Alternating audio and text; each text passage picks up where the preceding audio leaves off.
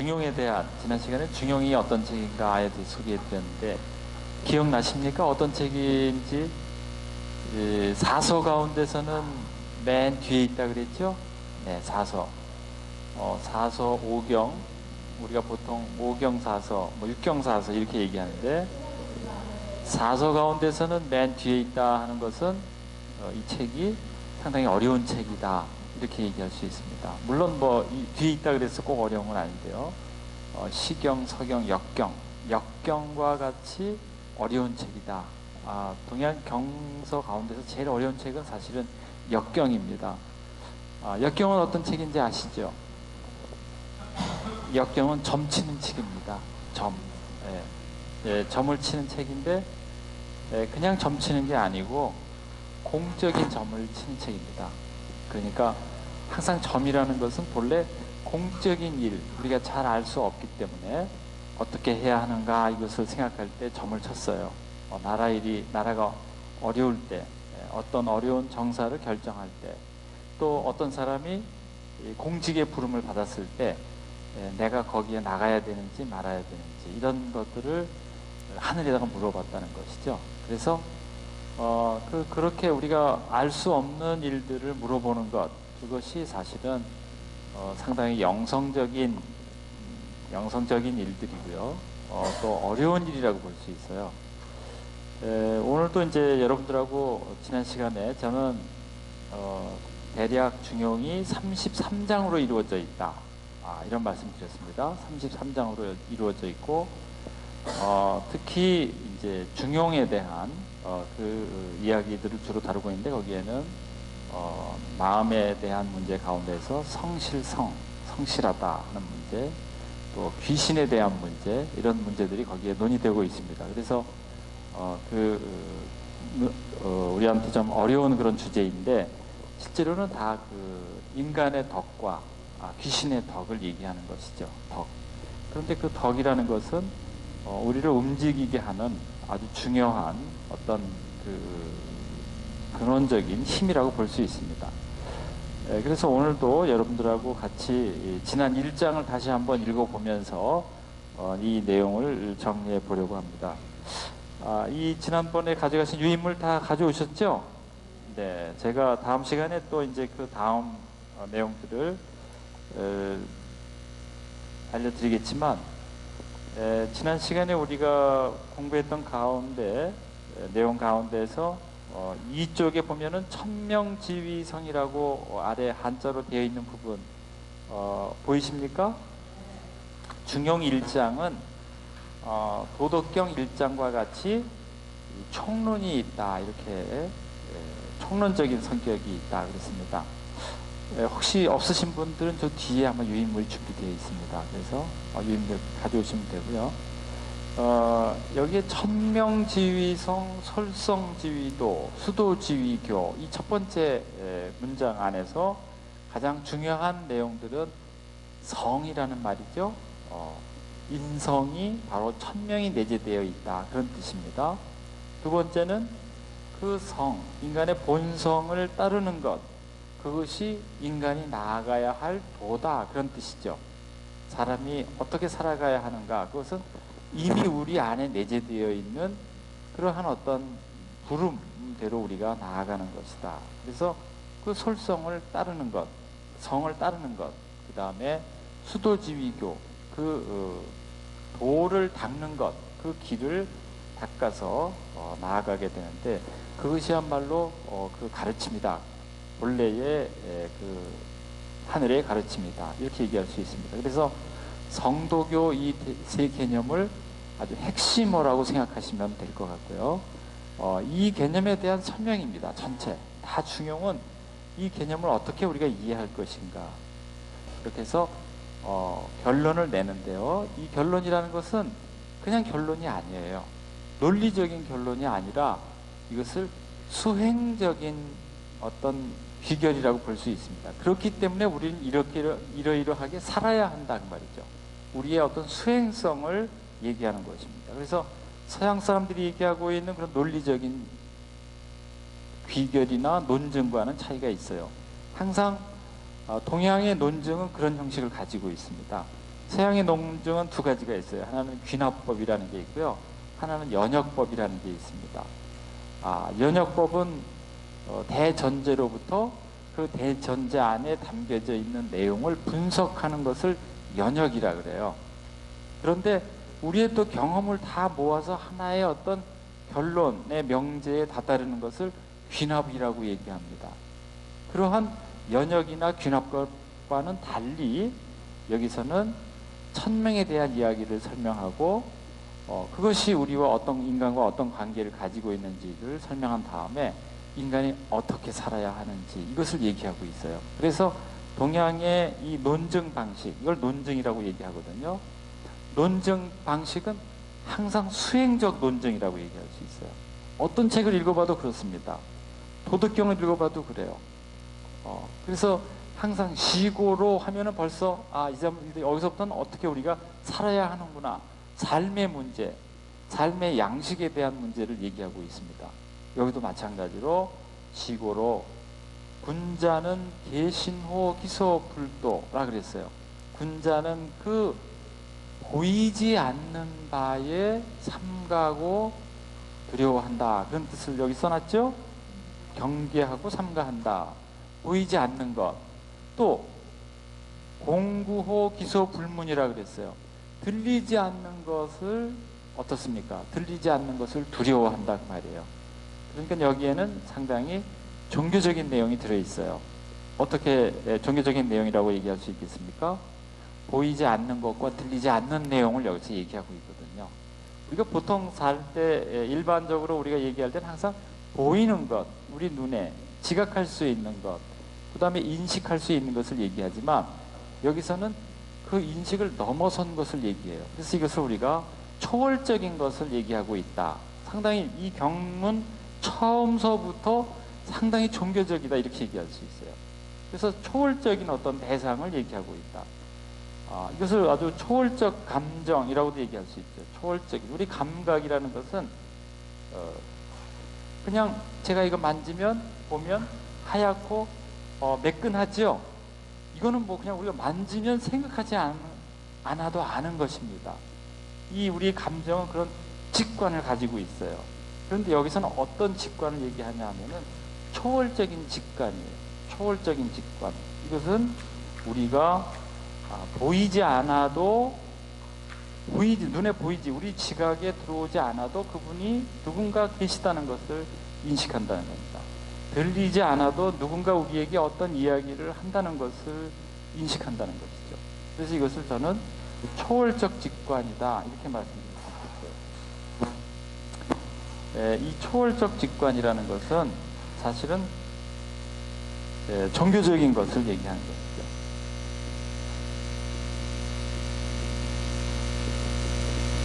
동양에선 사실 초월이라는 말 잘 쓰지 않습니다. 그런데 제가 요새는 현대적인 언어고 여기 계신 분들이 다 그리스도교 신자분들이기 때문에 우리가 하느님을 인식할 때 우리의 단순한 지각의 범주를 넘어서 계심을 우리가 안다 그 말이죠. 그래서 초월적인 존재를 우리가 직관하는 것이죠.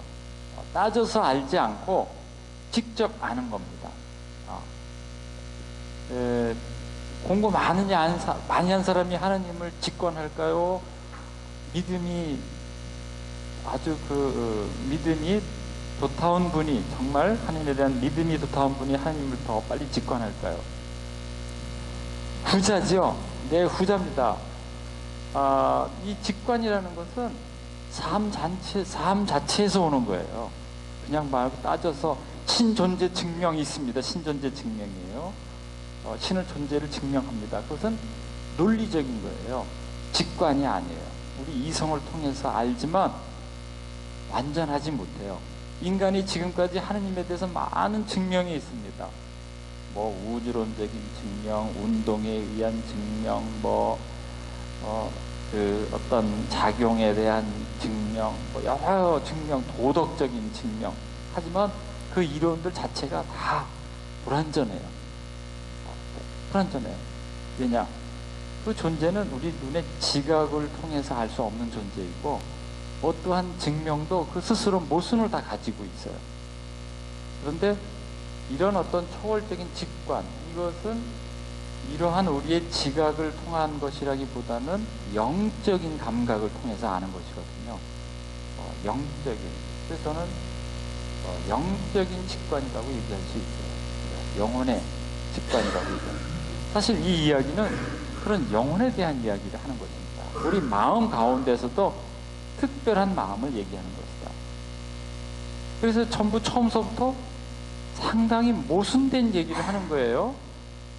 막편호은이라고 그랬어요. 숨겨진 것보다, 감추어진 것보다 더 드러나는 것은 없다 말이에요. 이게 모순어법 아니겠습니까? 모순되죠. 감춰졌는데 어떻게 드러난다고 그래요? 이러한 모순어법을 여기서 얘기하고 있어요. 또 뭐라 그랬어요? 막편호미, 아주 미세한 것보다 더 뚜렷한 것은 없다. 아주 미세한 걸 우리가 뭐라 그래요? 소립자, 미립자 이렇게 얘기하죠. 그런데 그것보다 더 뚜렷하다는 것입니다. 아주 역설적으로 얘기하는 거예요. 이것은 영적 직관이 아니면 우리가 알 수 없는 것이죠. 그래서 이것이 어려운 내용입니다. 그러므로 군자는 신기독한다. 홀로 있음에 신실하다. 그렇게 얘기했습니다. 홀로 있음에 신실하다는 것은 내가 그러한 영적 직관을 가지고 있기 때문에 내가 혼자 있더라도 아주 경건하게, 아주 자기의 모든 인격을 다해서 내가 지낸다는 것이죠. 우리 어린아이들 부모님 집 떠나 있으면 아이들이 어떻게 지냅니까? 온데 어질러 놓죠? 네.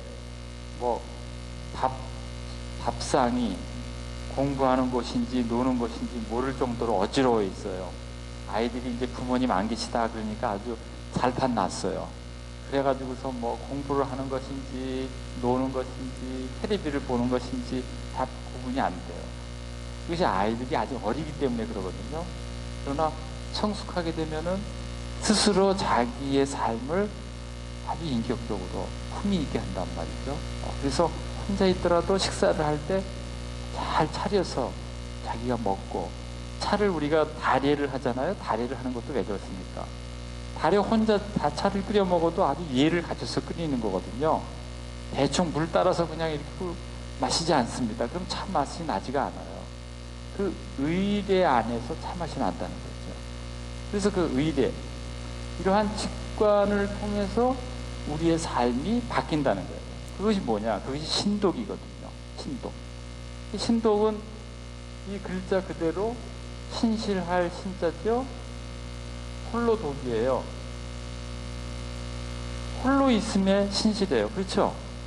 그런데 이것은 꼭 혼자만 있는 것이 아니라 내가 모든 대상을 대하는 데 있어서도 아주 신실한 자세를 갖추는 거예요. 이걸 우리가 나중에 보겠지만 정약용 선생님이 이걸 더 그렇게 확대해서 해석했습니다. 한 장소에 머무는 데서만이 우리가 신실한 게 아니라 어디를 가든지 나와 그 대상과 하느님과 완전히 조화를 이루어내는 것. 사실은 그게 신독이에요. 신독이라는 말이 다른 게 아닙니다. 하느님과 나와 대상이 완전한 조화를 이루는 것. 천지창조에 그걸 우리한테 그렇게 조화를 이루도록 만들어 주셨잖아요. 그것으로 우리가 돌아가는 게 사실은 신독이에요. 그래서 이것은 하나의 우리의 수행의 자세입니다. 수행의 자세. 이거 우리가 수행이라고 얘기하죠. 수행. 그런데 그 대상과 관계하는 그 과정, 거기에서 다른 사람이 보면은 저 사람이 왜 저렇게 아주 엄숙하고 경건하게 할까? 그런데 그렇게 하는 것이 사실은 그에게선 자기의 인격을 드러내는 하나의 행위가 되는 거거든요. 그래서 그것을 우리가 연행이라는 말을 씁니다. 연행.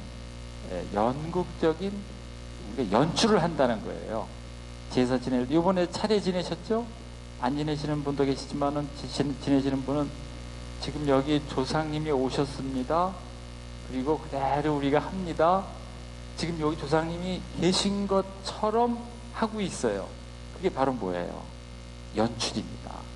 그래서 이 수행과 연출이 같이 이루어지는 거예요. 이게 사실 이 신독이라는 데에는 그냥 마음만 이렇게 하는 게 아니라 우리의 수행, 나를 닦는 마음과 그러한 연출이 같이 이루어지는 것. 그때 저는 이 신독이 이루어진다 이런 생각을 해보게 됩니다. 그러면 왜 그렇게 되는가? 이 신독도 다 무슨 공부예요? 마음 공부거든요. 그래서 희노애락지 미발이라고 그랬어요. 희노애락지 미발. 희노애락이 아직 밖으로 나아가지 않았습니다. 아는 상태를 중이라 그래요. 중. 옛날에 저희 학교 다닐 때 여기다 중자를 이렇게 달고 다녔어요. 모자를 쓰고. 지금은 학생들이 어떤지 모르겠어요. 옛날에는 그 중자가 굉장히 중요한 글자인데 잘 모르고 지냈죠. 이게 뭐냐?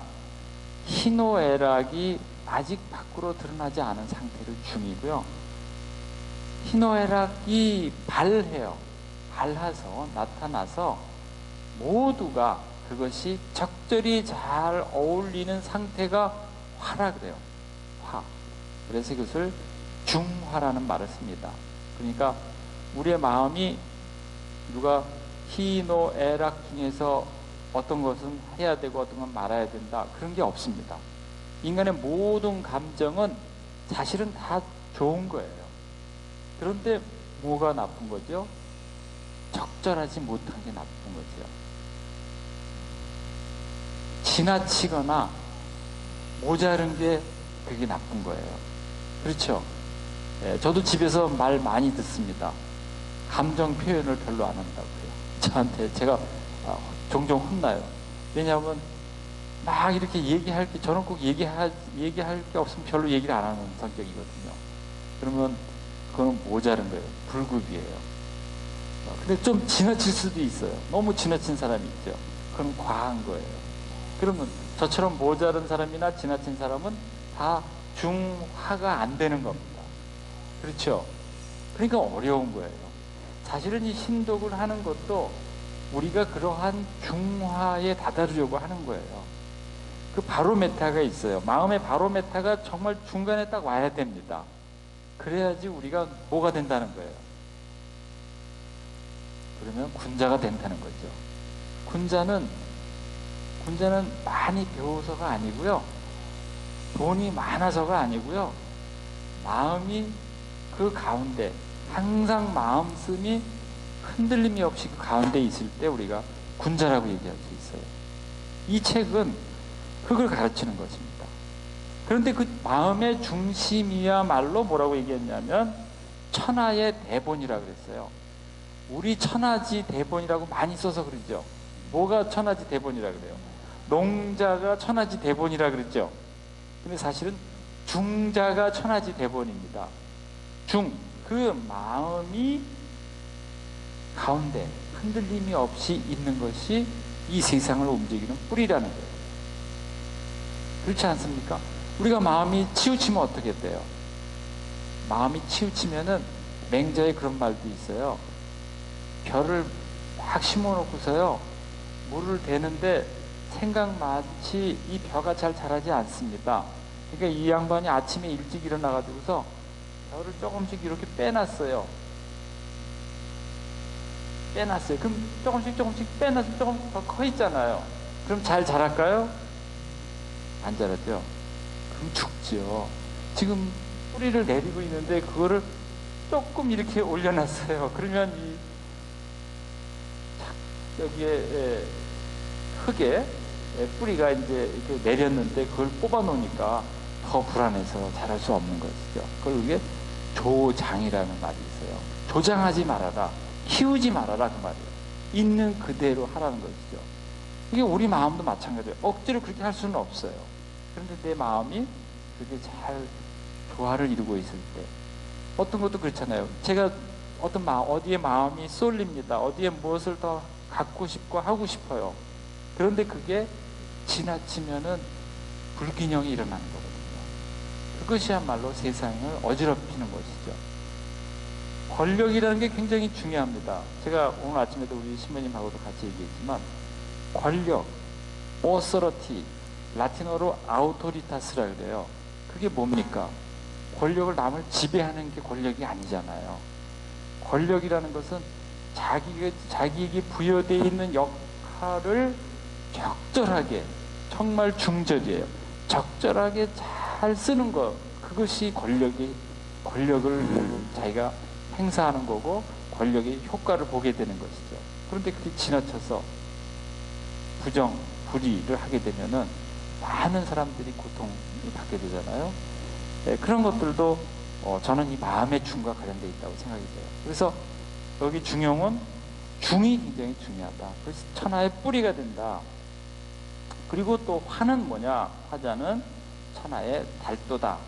그 가운데 제가 그렇게 가지고 있습니다. 마음을 가지고 있다가 그것이 나타났는데 적절히 잘 맞았어요. 그러면 그게 도가 이루어지는 것이죠. 도가 이루어지는 게 멀리 있지 않다 이렇게 본 거예요. 우리 여기 지금 계신 분들이 도가 이루어진다 이렇게 생각하셨기 때문에 여기 오신 거 아니겠습니까? 여기 우리 지금 저 위에 계신 우리 신앙의 선조분들이 어떻게 해서 그렇게 다 죽음을 무릅쓰고 그렇게 하셨겠어요? 그분들에게서는 그것이 중이었습니다. 그 시대에는 그 죽음까지 바쳐서 진리를 이 세상에 구현하는 것이 중이었어요. 조금 물러설 수도 있죠. 약간 두려움에, 때로는 약간 비겁함에. 그러나 그 진리 앞에서 이 진리는 분명하다. 나는 진리를 부정할 수 없다. 그래서 내 목숨을 바쳐서 증거한 것이죠. 사실은 우리나라 신앙이, 우리나라가 동아시아에서 이렇게 많은 분들이 하느님을 알고 믿고 사는 것, 그리고 우리나라 사람들이 잘 살잖아요. 잘 살지 못하십니까? 저는 잘 산다고 생각해요. 세상에서 우리나라 사람처럼 잘 먹는 사람이 어디 있습니까? 우리나라 사람은 먹는 거는 텔레비전에서도 매일 먹는 것만 방송하잖아요. 그런 방송 없습니다, 외국에. 우리나라 사람 제일 잘 먹죠? 우리나라 사람 제일 잘 입죠? 못 입습니까? 우리나라 사람들 제일 잘 입는 사람도 없어요. 우리가 뭐가 부족합니까? 나눔이 부족하지요? 나 혼자서 교회도 마찬가지입니다. 우리 성당, 우리 교회만 이렇게 하죠. 유럽에 가면 각 성당마다 저 남미의 아주 후진국의 어려운 성당들 사진들이 붙어 있어요.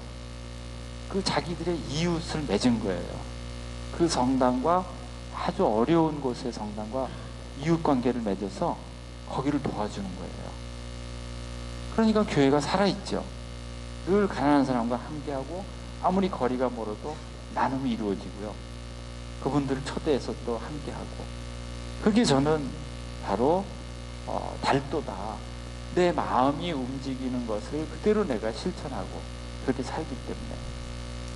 그래서 그 중화에 다다르려고 노력하는 게 치중하죠. 치중화. 치라는 것은 아주 우리가 그런 말도 어디에 치중하다 그런 말도 있습니다. 그런데 정말 이것을 내가 중화에 다다르려고 노력하고 끝까지 우리가 죽을 때까지 노력하는 것. 우리가 믿는 것은 무엇입니까? 천당 가려고요? 어떻게 생각하세요? 왜 공부하시고, 왜 믿고, 왜 사랑하고, 왜 선행을 베풀고, 왜 그렇게 합니까? 나중에 좋은 데 가서 행복을 누리시려고요? 그것은 조금 어린애 같은 믿음이라고 저는 생각이 들어요. 뭐냐? 그렇게 하는 것이 나를 행복하게 하기 때문에. 달리 어디 목적이 있는 게 아닙니다.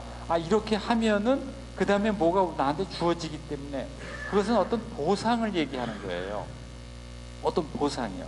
그러나 성숙한 믿음은 내가 그렇게 하는 것 자체가 너무나 즐거운 겁니다. 내가 누구를 사랑하면 좋지 않습니까? 내가 누구에게 무엇을 줄 수 있다면 얼마나 행복해요. 아깝습니까? 그러면 주지 못하죠. 내가 주어도 그 사람이 행복감을 느끼면 내가 또 행복한 거예요. 그래서 사실은 저는 그렇게 생각합니다. 우리가 여기서 그런 기쁨을 더 많은 사람과 나누지 못한다면 과연 어디에 행복이 있을까? 그런데 그런 말씀 하신 적이 없어요. 인간의 본성이 서로 비슷하다. 이 말씀 하나만 하셨는데 여기에 성자 한 번 나타납니다. 그런데 중세에 와서 이 성이 너무나 중요하다. 인간의 본성이 뭐냐?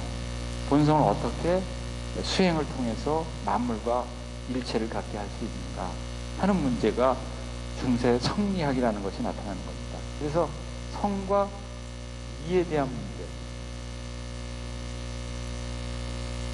이기라는 말이 있죠?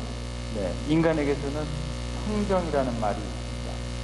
그래서 이 성정, 사실은 이기 성정 이것이 중세 때 나온 것인데 이때의 이 성이 이것은 이제 도덕적인 마음을 얘기하는 것이죠. 우리 마음 가운데서도 아주 순수한 마음, 치우침이 없는 아주 순결하고 도덕적인 마음을 얘기하는 것입니다. 그것과 세상을 있게끔 하는 이치는 같은 의미들을 가지고 있다. 이렇게 이것을 가르친 거예요. 그래서 이것은 이제 하나의 이치고 이것은 우리 안에 관상적으로 드러나 있는 것이죠. 움직이는 또 생성됐다 사라지는 것. 그러나 이 이라는 것은 사라지는 게 아니거든요. 아주 모든 것이 존재하는 하나의 원리라고 생각했어요. 여기서는 성리학에서는 하느님에 대해서 얘기하지 않습니다. 하느님 대신 이 일을 얘기한 거예요. 그런데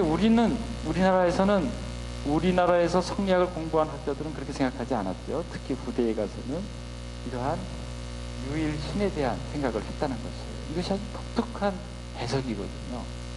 그래서 또 여기 성리학이 생겨난 중용을 다시금 이렇게 유실론적으로 해석했다. 이것이 저는 특별한 의미를 갖고 있다. 이렇게 말씀드릴 수 있겠습니다.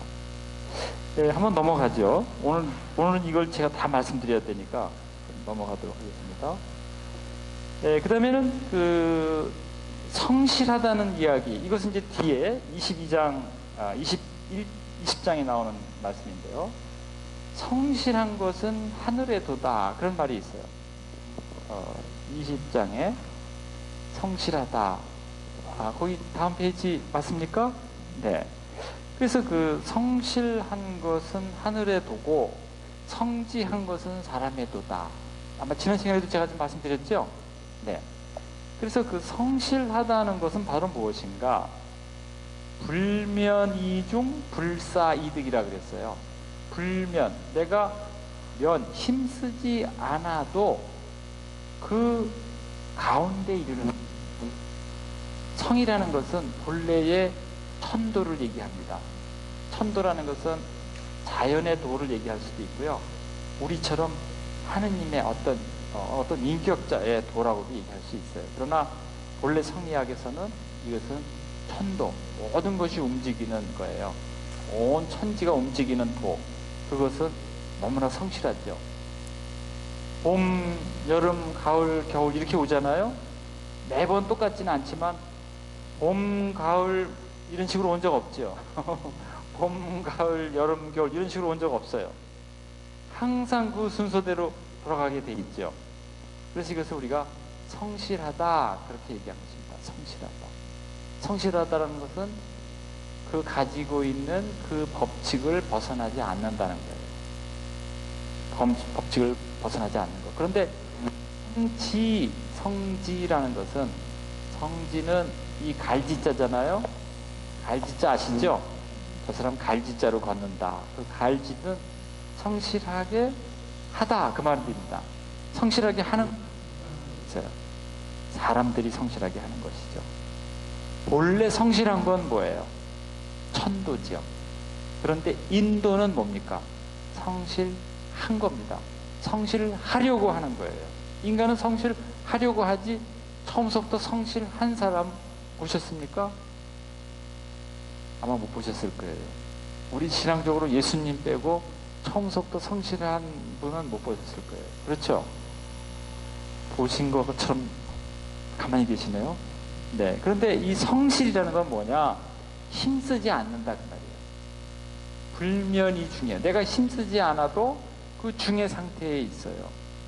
불사이득, 생각하지 않아도 내가 얻어요. 네. 내가 무엇을 생각합니다. 우리는 그렇죠. 어떤 의향, 지향성이 있어야지 그 다음에 그것을 득실이 있잖아요. 내가 그것을 얻을 수도 있고 또 내 뜻과는 달리 그것을 얻지 못할 수도 있는 것이죠. 그러나 이 성의 상태에서는 그런 것이 없다는 거예요. 내가 힘쓰지 않아도 얻어지는 것이고 생각하지 않아도 이미 그 안에 있는 것, 그걸 내가 얻는 것이죠. 그렇게 하면 얼마나 좋겠어요. 생각하지도 않았는데 벌써 저에게 다 주어졌습니다. 그럼 행복하죠. 네, 곧 그럴 때가 올 겁니다. 우리도 그런 마음을 가지고. 그런데 그것은 누가 그런 것이냐? 성인이 그렇다는 것이죠. 보통 사람은 그렇게 할 수가 없어요. 여기서 이 성인이 바로 나옵니다. 그리스도교의 성인은 어떤 분이에요? 하느님을 증거한 분들, 하느님의 진리를 위해서 산 분들을 우리가 보통 성인이라고 얘기하는데, 유교에서의 성인은 마음이 중한 상태에 머물러 있어요. 그렇죠? 희노애락지 미발이 중이라 그랬죠?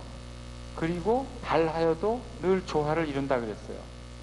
그런데 그 성인은 어떤 사람인가? 늘 성한 사람이에요. 성실성 가운데 있는 사람이에요. 어떠한 경우도 그 성실에서 벗어날 수 없어요. 그런 분. 그래서 힘쓰지 않아도 그 가운데 머물고 생각하지 않아도 그것을 얻는 분.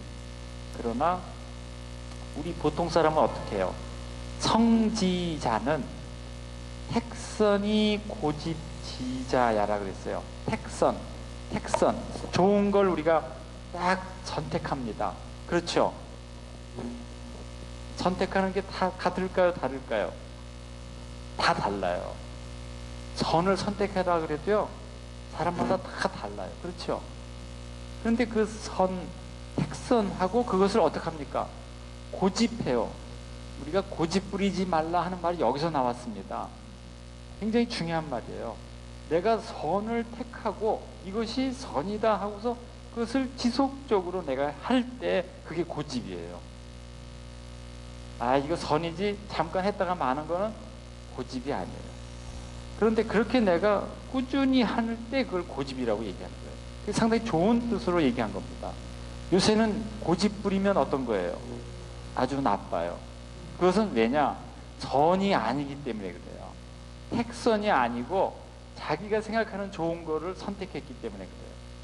그러나 만약에 좋은 선택을 하게 되면 우리가 뭐라 그래요? 성경에 나오듯이 마리아와 마르타에서 좋은 몫을 택하겠다.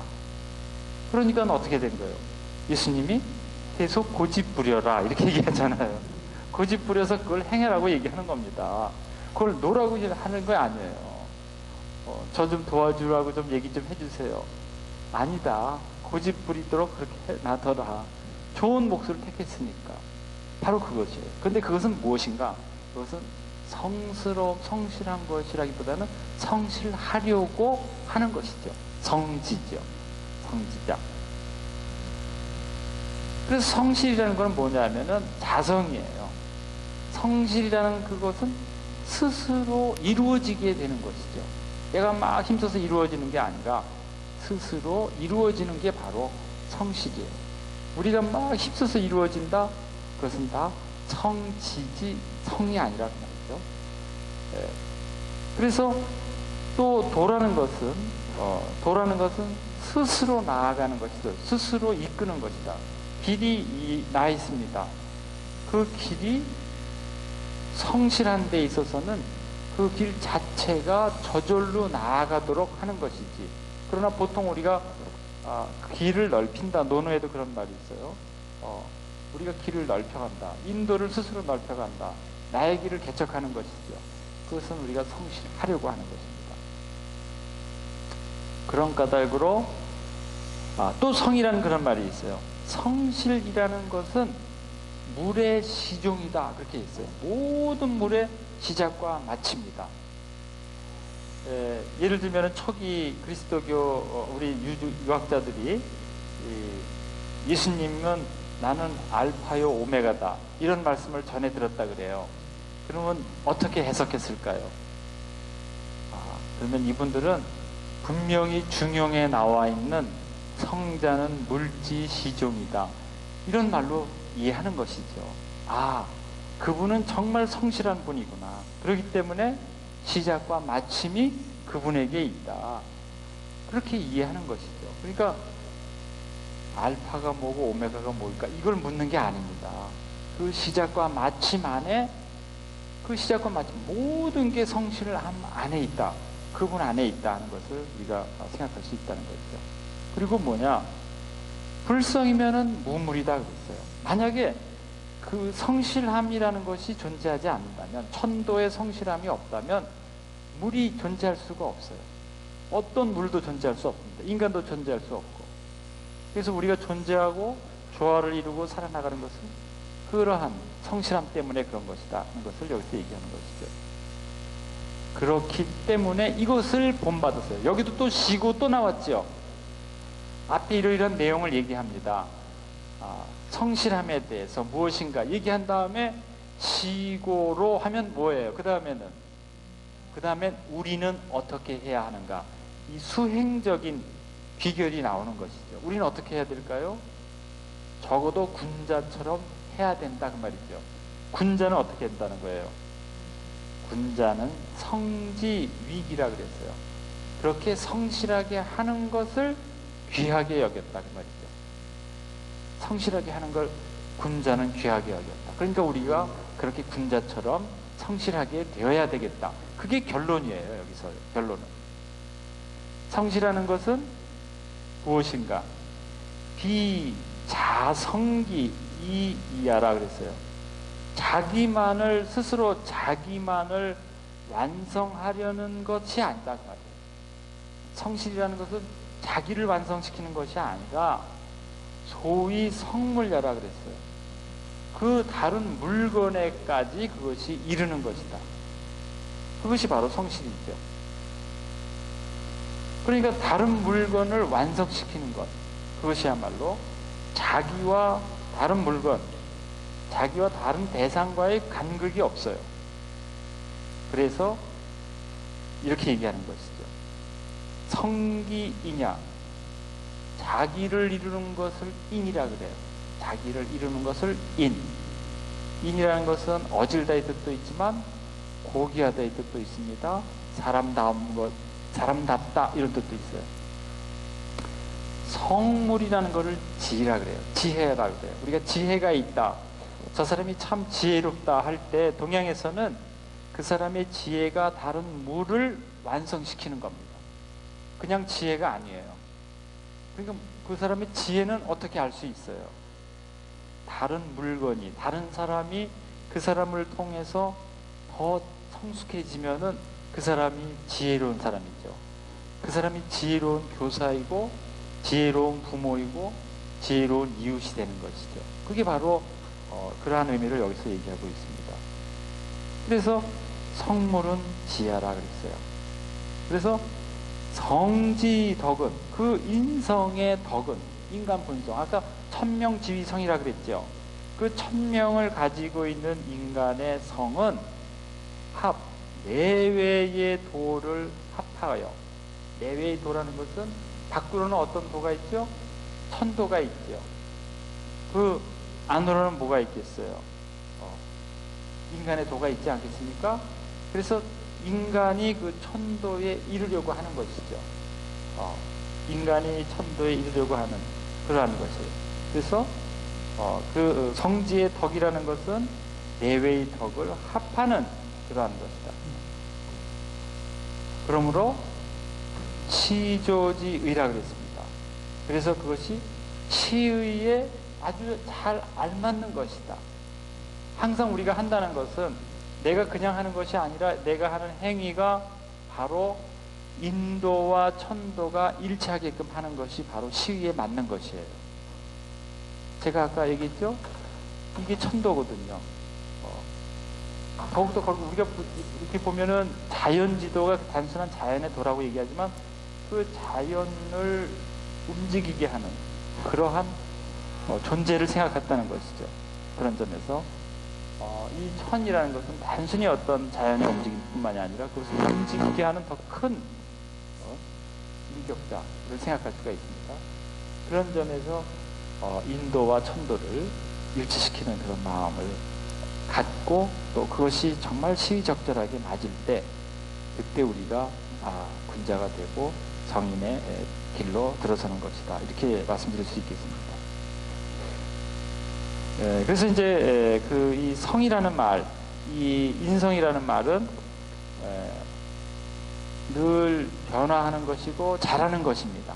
인성이라는 말은 생자와에서부터 왔어요. 나무를 보면은 나무가 자라잖아요. 이 생자가 나무를 얘기하거든요. 나무가 위로 자라듯이. 이 어떤 식물학자가 그래요. 이 세상에서 대부분은 다 중력 때문에 다 떨어져요. 그렇죠? 중력의 법칙이 있잖아요. 근데 중력을 거슬러서 사는 존재가 있어요. 어떤 존재일까요? 중력을 거슬러서 위로 올라가는 거예요. 이 바깥에 가면 중력을 거스르는 존재들이죠. 너무나 나약하지만 이 나무나 풀이 다 중력을 거슬러서 올라가잖아요. 땅에 뿌리를 받고 있지만 늘 무엇을 향해서 가는 거예요? 햇빛을 향해서 어떤 지향성을 가지고서 그 중력을 거스른다. 그 굉장한 힘입니다. 중력을 거슬러서 안 그러면 이렇게 고꾸라져야 되는데 그 힘이 있다는 거예요. 그래서 이것이 우리가 몸이나 의식이 그러한 어떤 밖으로 향하는 그러한 힘이 우리에게 내재되어 있음을 잘 보여주고 있습니다. 글자 자체가. 그리고 이룬다, 만물을 이룬다 하는 말은 그냥 이루어지는 것이 아니라 성실함 속에서 이루어진다는 걸 보여줘요. 성실 성자 나는 바로 성실함 속에서 아주 우리가 진지함 속에서 이루어지는 것이지 그냥 이루어지는 것이 아니라는 것입니다. 그래서 인간의 도에 다다르려는 그 지극한 성실성을 여기서 잘 나타내고 있고요. 성실성도 동양에서는 두 가지 측면으로 바라본다 그래요. 하나는 사실의 측면에서, 하나는 가치의 측면에서. 서양에서는 이것을 분리를 했습니다. 사실과 가치를. 근데 동양은 그렇게 분리하지 않아요. 사실의 가치가 함께 더불어 있다. 동전의 양면처럼. 예를 들면은 저는 사람이다 하면은 이건 하나의 사실이잖아요. 그렇지 않습니까? 제가 사람이잖아요. 아니 제가 뭐 예를 들면 오늘 여러분에게 선생이다. 오늘 여러분에게 강사다. 그럼 그건 하나의 팩트지요. 그렇지 않습니까? 사실입니다. 그런데 제가 만약에 동양에서는 제가 강사답게 강의를 해야지 강사예요. 강사답다는 것이 바로 가치를 얘기하는 거거든요. 그래서 동양에서는 그걸 분리해서 생각하지 않습니다. 항상 사실과 가치를 같이 보는 거예요. 나무가 여기 있습니다. 저 나무가 주변에 있는 사람들이 나무답게 하지 않으면 그게 나무가 아니에요. 가로수가 있지만 그게 다 가로수입니까? 그 주변에 있는 사람들이 그 가로수를 보지 않으면 그건 가로수가 아니죠. 이게 인간이 사실과 가치에 직접 개입하고 있고 어떻게 보면은 거기에 상당한 책임을 가지고 있어요.